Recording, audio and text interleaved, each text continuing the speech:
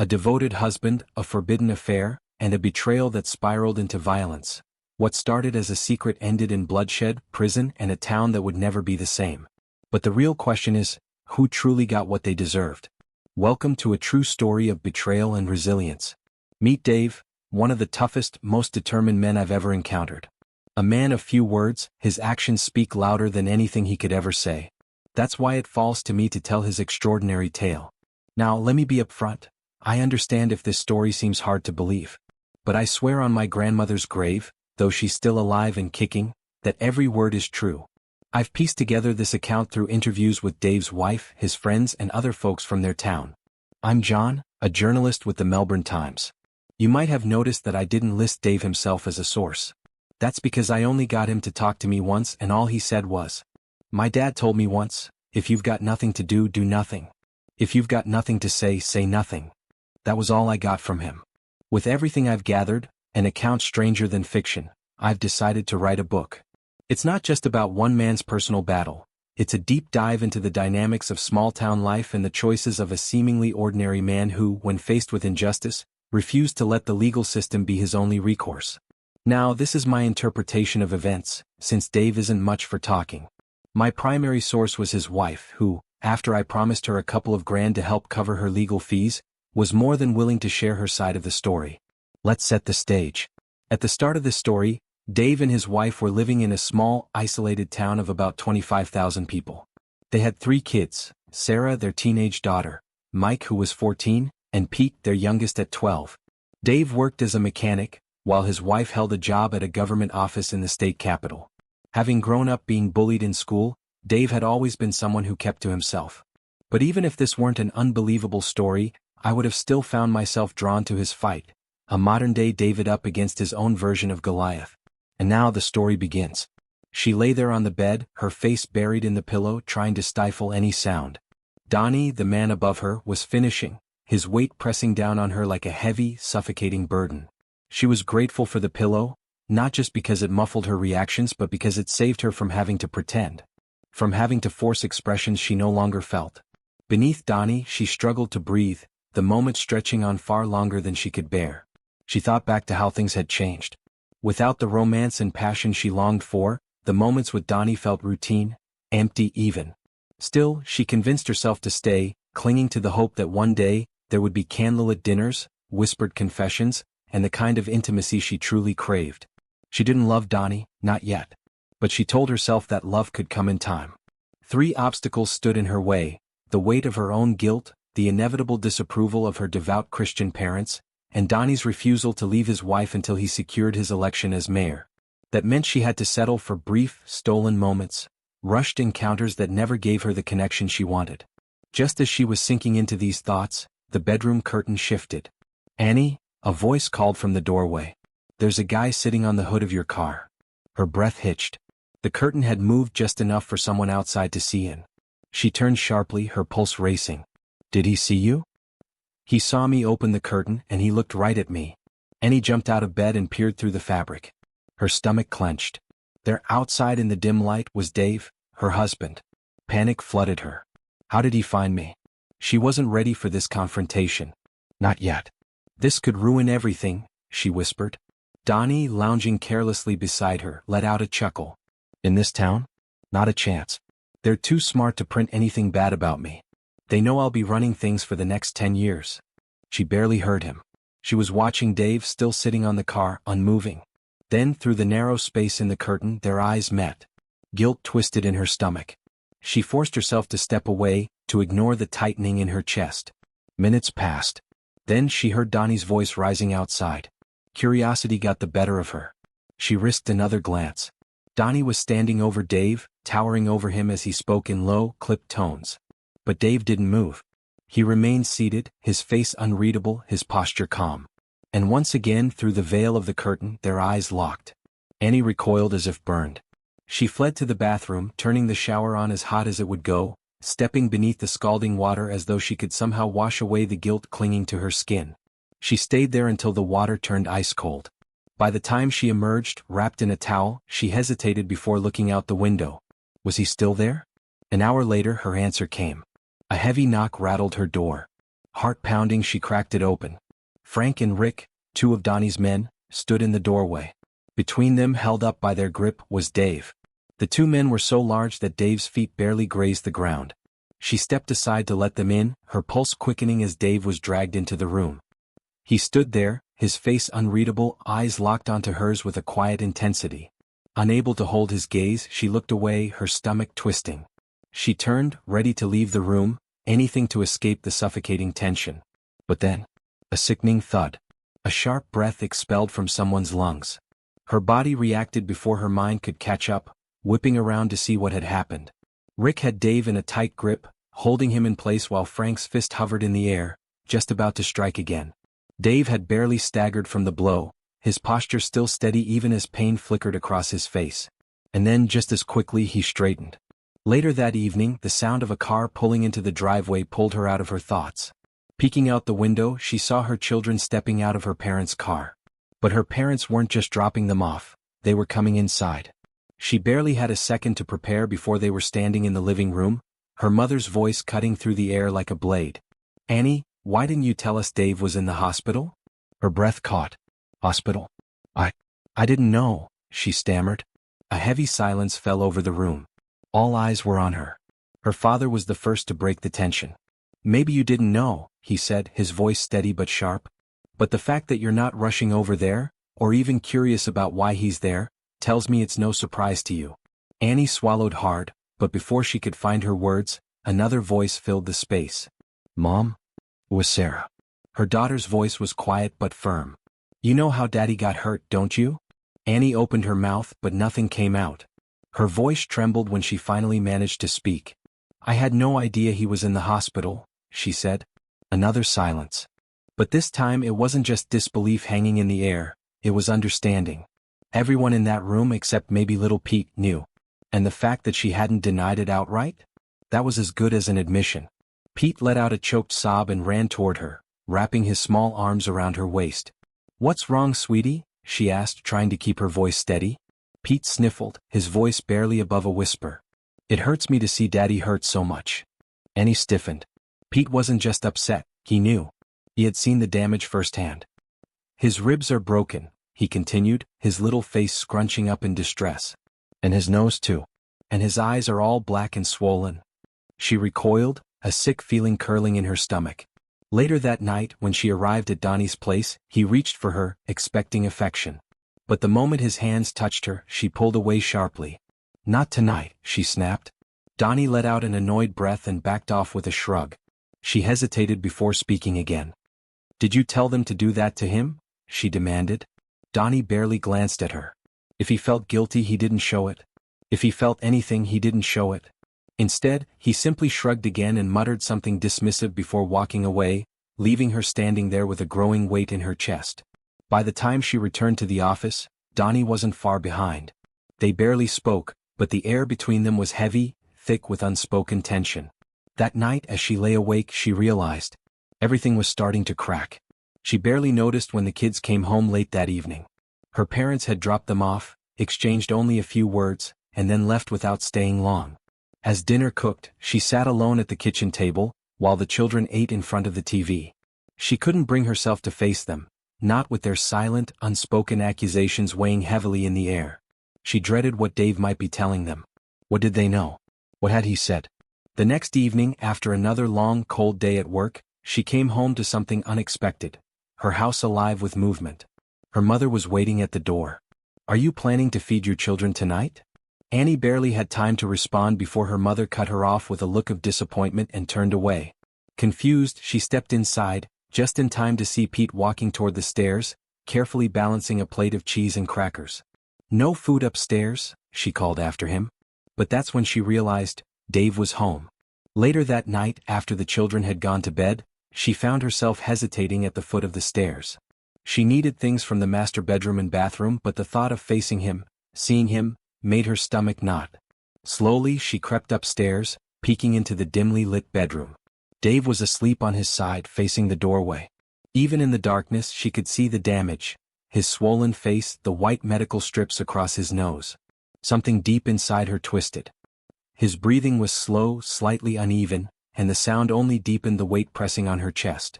She swallowed hard and moved quickly, gathering what she needed. Once she had an armful of clothes and essentials, she slipped back into the hallway and set them down in the spare bedroom across from their own. But something pulled her back. A whisper of guilt. Standing just outside the master bedroom, she hesitated before stepping inside once more. She wanted to say something. Needed to. A quiet apology maybe. But when she opened her mouth, her breath caught. Dave's eyes were open. He was watching her. In the days that followed, she realized something that made her stomach sink. Donnie had been generous with time off, with money. But when it came to anything beyond that, he left it all to her. The more she thought about it, the more a dark suspicion crept in. Was she just a fling to him? Had she risked everything, her marriage, her home, her children, for something that wasn't even real? But there was no time for doubt now. She had already set things in motion. She took time off from work, met with a lawyer, and arranged for Dave to be served the divorce papers as soon as they were ready. She left the legal battle in the lawyer's hands, outlining what she wanted: a fair settlement, primary custody of the kids, and reasonable visitation rights for Dave. No turning back now. Meanwhile, at the dealership, the service center bustled with its usual activity. Annie sat at her desk, tapping away at her keyboard, too focused on her work to notice the door opening. She didn't see him enter. Didn't feel his presence in the room. Not until it was too late. Dave had walked in. Dave walked straight up to the reception desk, leaning against it as his eyes fixed on Annie's office. Even from across the room she could feel his stare. Her heart pounded as she quickly broke eye contact, but his gaze still lingered, heavy and unmoving. Without looking directly at him, she reached for the control on the Venetian blinds and tilted them slightly, just enough to block his view. A minute passed. Curiosity got the best of her. She peeked through a small gap between the blinds. The two receptionists were whispering to each other, stealing glances toward Dave. But he hadn't moved. Even with the bruises and bandages covering his face, his expression remained unreadable. Annie turned away, forcing herself to focus. She picked up the phone and dialed Donnie. "You should check your window," she murmured, trying to keep her voice steady. Donnie answered, but what he said next made her stomach twist. He hadn't realized how clearly his words carried through the office. From her hidden vantage point, she could see the receptionists turn their heads toward her, their whispers intensifying.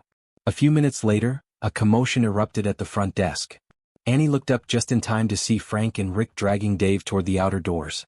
He didn't resist, didn't fight back. He simply let them move him, his body shifting backward as they pulled him outside. But his eyes never left hers. Even as he was being forced out of sight, he watched her. Something inside her twisted. She wanted to believe he deserved this, that he had brought it on himself. But then she realized, all her interactions with Dave in the past few weeks had existed only in her head. She had never actually confronted him. Never spoken the words she screamed in her mind. And yet, somehow it felt like he already knew. Donnie must have seen the scene unfold because moments later, he invited two officers into his office. Annie stayed at her desk, tense, watching the closed blinds of Donnie's office as the officers remained inside. 15 minutes later they left. She dreaded going home. The thought of stepping into that house, where Dave would be, where the weight of everything she had done lingered, felt unbearable. An idea formed. Turning to Donnie, she hesitated before asking, "Can I stay in the company-rented motel unit?" The same one she and Donnie had been using. He agreed without question. That night, she snuck home, hastily packing a suitcase. Before leaving, she texted Dave and Sarah, "I won't be home tonight." Donnie helped her settle into the motel. And in her desperation for distraction, she let him pull her into his arms, silencing the thoughts clawing at the back of her mind. At 6:30 p.m. her phone buzzed. It was her mother. Annie sighed, bracing herself. Before heading home, she stopped to pick up takeout, carrying the bags inside as she threw open her front door, and froze. As Annie stepped into the house, the first thing she saw was her children. All three of them sat huddled together in the living room, their small bodies shaking with quiet sobs as her parents tried to console them. Her stomach clenched. Before she could say a word, her mother intercepted her, gripping her by the arm and leading her straight into the kitchen. "What on earth is going on?" her mother demanded, her voice sharp with barely contained fury. Annie barely had time to process before the accusations came spilling out. "You abandoned your children while your husband is in the ICU, and you think picking up takeout is enough for their only meal of the day? What is happening to you?" Her mother's nostrils flared, her eyes narrowing with a look Annie hadn't seen since childhood, the look that meant she was beyond disappointed. Annie's grip tightened on the plastic bag in her hands. "It's none of your business, Mother," she snapped, forcing herself to stay calm. "Dave and I are just going through a rough patch, that's all." Her mother's eyes darkened. "A rough patch?" she repeated, incredulous. "Is that what you call it?" Her voice softened, but the words hit even harder. "Who is he, Annie?" Annie stiffened. "What are you talking about?" she asked, feigning confusion. But the way her gaze dropped to the floor betrayed her. Her mother let out a heavy sigh.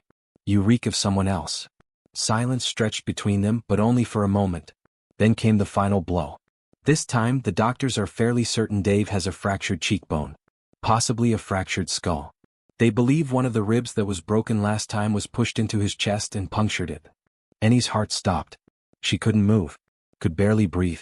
"The ambulance picked him up in an alley," her mother continued, her voice thick with disgust. "Near your work." Her mother's eyes bore into her, unrelenting. "So tell me, Annie, what did that poor man do to deserve this?"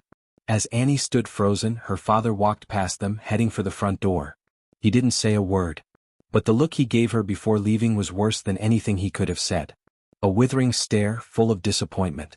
Full of judgment. She felt sick. As her parents said their goodbyes, she turned toward the stairs, her mind racing, her body moving on autopilot. The children had disappeared into their room. She sank down onto the edge of the bed, head in her hands, trying to think. Trying to figure out a way out of this mess.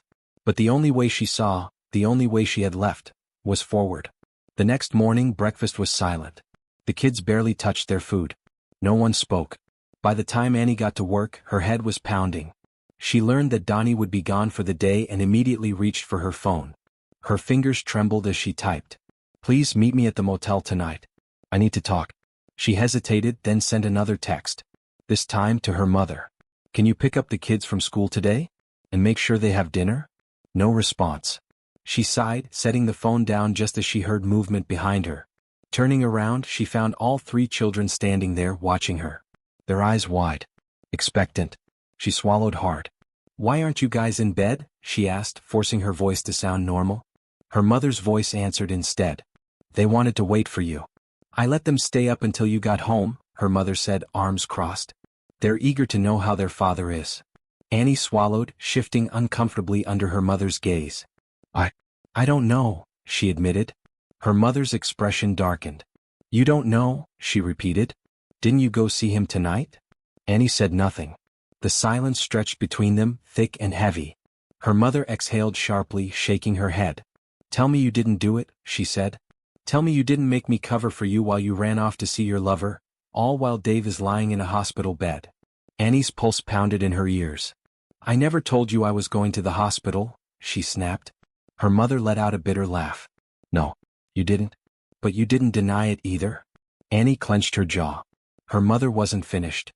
"Your husband finally gets out of the ICU and what does he get? A visit from some ugly process server and divorce papers." "Divorce papers, Annie. Is that what he wakes up to?" She took a shaky breath before delivering the final blow. "Who are you? What have you done with my daughter?" Annie's heart twisted. She had forgotten. She had been so caught up in everything else that she hadn't even thought about the fact that her divorce had been running on autopilot.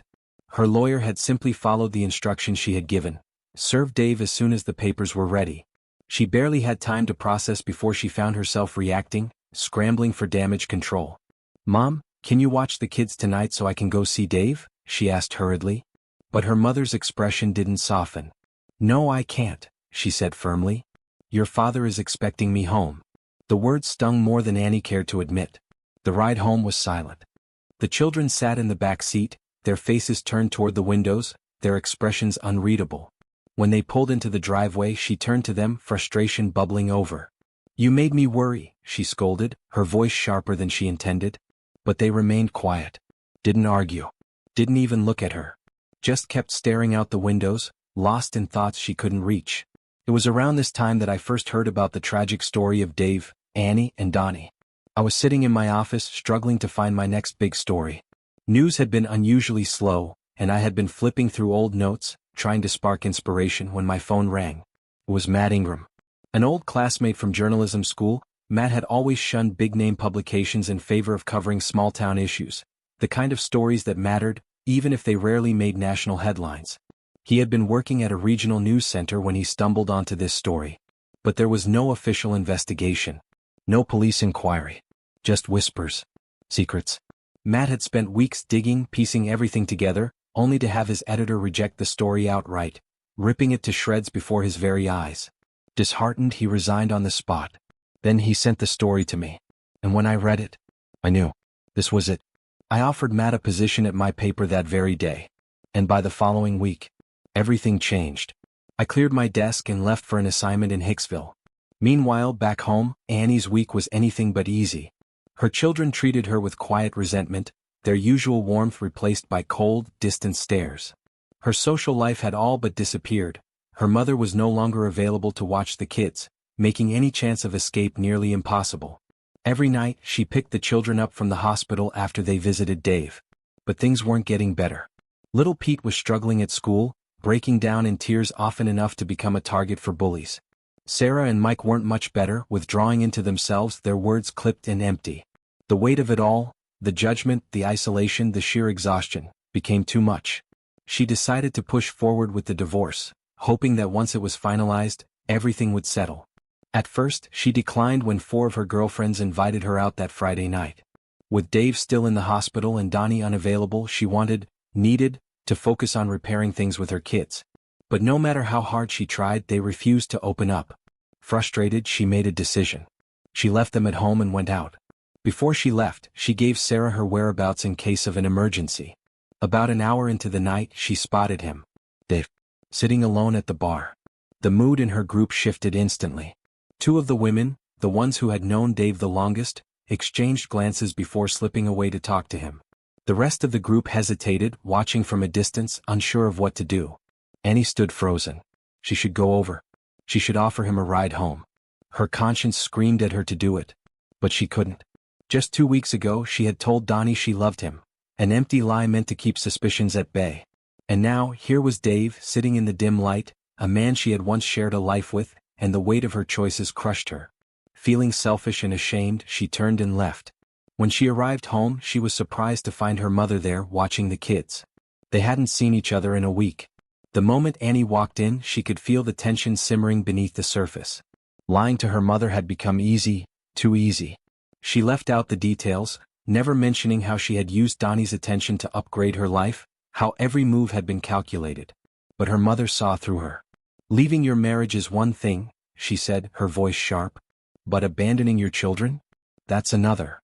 Annie sat through the lecture, uncomfortable but silent. When the conversation shifted to Dave, she firmly denied having anything to do with the 2 violent incidents. But one thing she didn't ask. Had her mother talked to Dave about forgiveness? In her mind, the plan was still in motion. Instead, she asked the only question that mattered to her at that moment. Is Dave coming home soon? Her mother hesitated. There's a reasonable chance. Annie's stomach twisted. For better or worse, things were far from over. She knew there were only 2 ways this could go. Either Dave would agree to the divorce without a fight, or, however slim the chance, he might beg her to stay. But one thing was certain. If he showed any aggression, she'd use it against him, threatening to reduce his share of the marital assets until he had no choice but to comply. On the night of Dave's release, Donnie left work early and met Annie at the motel unit. Just after 6 p.m., they stepped out of the room together, only to be met with an unexpected sight. Across the parking lot stood Dave. Beside him were Sarah, Mike, and Pete, their faces unreadable as they watched in silence. The tension was instant. Donnie took a step toward them, but before he could speak, Dave said something too low for Annie to hear.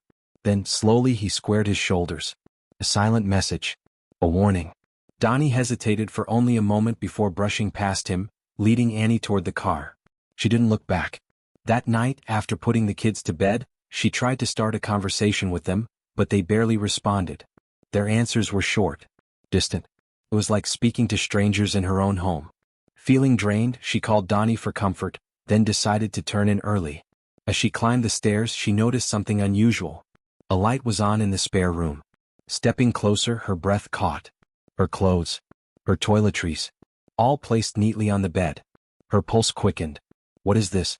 Determined to get answers, she turned toward the master bedroom. She tried the handle. Locked. Her stomach twisted.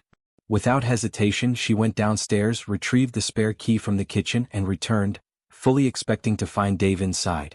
She didn't sleep well that night. When morning came, she found the children behaving strangely. Instead of eating together like they usually did, they took turns, two at the table while one sat halfway up the stairs as if standing guard. The sight shattered her. Had it really come to this? She spent the entire day at work crafting a speech, anything that might redeem her in their eyes. When she arrived home at her usual time, she found them gathered in the living room. Dave was sitting with them, speaking in quiet, measured tones. The moment she stepped inside, the conversation stopped. She straightened her shoulders. "Go to the kitchen," she ordered the children. Dave winced as he shifted, as if he meant to stand. "Stay where you are," she added quickly. She watched as her children hesitated, exchanging glances before slowly making their way to the kitchen. She followed close behind, her mind racing. But just as she reached the doorway, a blur of movement caught her eye. She saw it happening in slow motion. A bowl, small, ceramic, flung with force, spinning through the air. And its trajectory was unmistakable. It was heading straight for the doorframe. And in a split second it struck. Annie's gaze flickered to Dave. For a brief moment, his neutral expression shifted, just slightly, into what could have been a faint smile. It was his only visible reaction. Then, the bowl struck the doorframe, shattering into two jagged pieces. One piece bounced harmlessly off the wood. The other spun at an angle, too fast for her to react, and slammed into the side of Dave's face. A sharp gasp left her lips as bright crimson sprayed across the room. Dave staggered. His knees buckled and then he collapsed. Annie's body moved before her mind caught up. She darted to the cabinet, grabbing a sterile pad and pressing it gently against the deep gash on Dave's face, trying to stop the bleeding. Sarah, realizing the gravity of the situation, let out a piercing scream. "Peter, call emergency services." Panic erupted. Sarah ran toward the phone, but before she could dial, Mike's voice cut through the chaos. "Use the phone upstairs."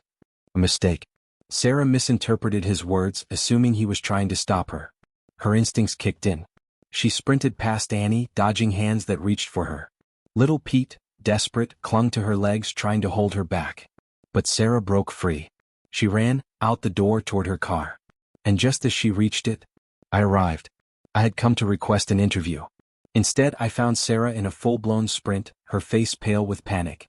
Recognizing that something was terribly wrong, I made a call to a state police contact. Within 3 hours, 2 members of the flying squad arrived. They were known for their swift and thorough work, and tonight was no different. I stayed just long enough to watch the children give their statements. Afterward, I took Sarah and Mike to see their father. It was then, while standing outside his hospital room, that I received my only words from Dave. And once I took the children home and left, I had no idea what was about to unfold next. Sarah fled. She went straight to Donnie's house. There, his wife, Pamela, offered her refuge for the night. Distraught and unable to return home, she had nowhere else to go. But things escalated quickly. The police arrived. They recognized Dave immediately. And upon Pamela's confirmation, they arrested him. Meanwhile, Donnie worked behind the scenes. He moved swiftly, arranging a lawyer for Sarah and handling the situation with discretion. Pamela called him again later that night. "Dave is still outside," she whispered, her voice laced with unease. Donnie devised a plan. "Wait until dark," he told her. As the sun set, he kept Pamela occupied, ensuring she stayed distracted. At the same time, I was at the police station digging for details on the charges against Sarah. But they weren't being forthcoming. Hours passed. I tried to track down Dave, but he had vanished. Finally, exhausted, I returned home, unaware of the ambush that was waiting for him. Dave never made it far. As he stepped out of the shadows, figures emerged. 2 men. One of them raised an object high into the air. Before Dave could react, the blow came down. A sickening crack echoed into the night. And then, darkness. I didn't hesitate. I slammed my foot on the gas, gunning the engine and flooding the dark street with my headlights. The moment the scene was illuminated, I saw them. 2 men, their faces twisted with panic as they froze in the blinding light. Then just as quickly they turned and bolted up the street, disappearing into the night. Dave lay motionless on the ground. I grabbed my camera, always within reach, and snapped a few quick photos before rushing out of the car. Kneeling beside him, I felt my pulse hammering in my ears. His breathing was shallow. His body, broken, bruised, looked like it couldn't take much more. This was the 4th time in 2 weeks that Dave had been rushed to the hospital. I wasn't sure how many more of these he could survive. Meanwhile, Donnie's grip over Pamela tightened. When she confided in him, questioning how he could treat her so cruelly if he had ever loved her, he didn't bother to hide his contempt. He made it brutally clear. She had never been more than a casual affair. Now she was a liability. And liabilities needed to be dealt with.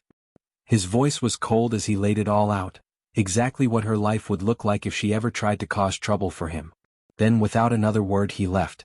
He had urgent business to attend to. Pamela, now cast aside, had no choice but to broker an uneasy deal with her mother. She needed to retrieve her belongings from her old house. But that was the last time she would ever be near Dave or her children again. Her involvement in everything had caught up to her. And this time there was no escaping it. Pamela was charged with 2 counts of failure to report a crime and as an accessory to assault. Despite his own conflicted feelings, Dave was granted interim custody of their 3 children. He hadn't wanted to press charges against her. But Child Services had other ideas. One particularly determined officer ensured that Pamela's role in everything wouldn't be ignored. And when a caseworker was spotted loading suitcases into her car, Pamela's last desperate attempt at salvaging her situation, the case against Dave was quietly dropped. But Pamela still had to face the circuit court. And when the evidence was presented, overwhelming, undeniable, there was no fight left to be had. All parties pleaded guilty. Frank and Rick received 3 years. Pamela got 4. And Donnie? He got 8. As they were led down the special stairs to the holding cells, Pamela finally felt the weight of what she had done. Reality crashed down on her. She had destroyed everything. Later, from her prison cell, she wrote a long letter to her children. She apologized for everything, the lies, the betrayal, the damage she had done to their family. She could only hope that one day they might forgive her, that she might be worthy of seeing them again, and that one day they would understand how brave their father had been. As for Dave, life finally began to settle. Sarah, seeing the change in him, had even started to contemplate something she had never imagined. Dropping hints about a possible proposal. Maybe, just maybe, the future held something more for him. But Donnie's fate was far less hopeful. Reality in prison hit him hard. His small-town bully reputation? It meant nothing behind bars. He quickly realized that in this new world, he wasn't the predator. He was prey. A few days later, Donnie found himself caught in a brutal prison altercation. And for the first time in his life, he wasn't the one dishing out the punishment.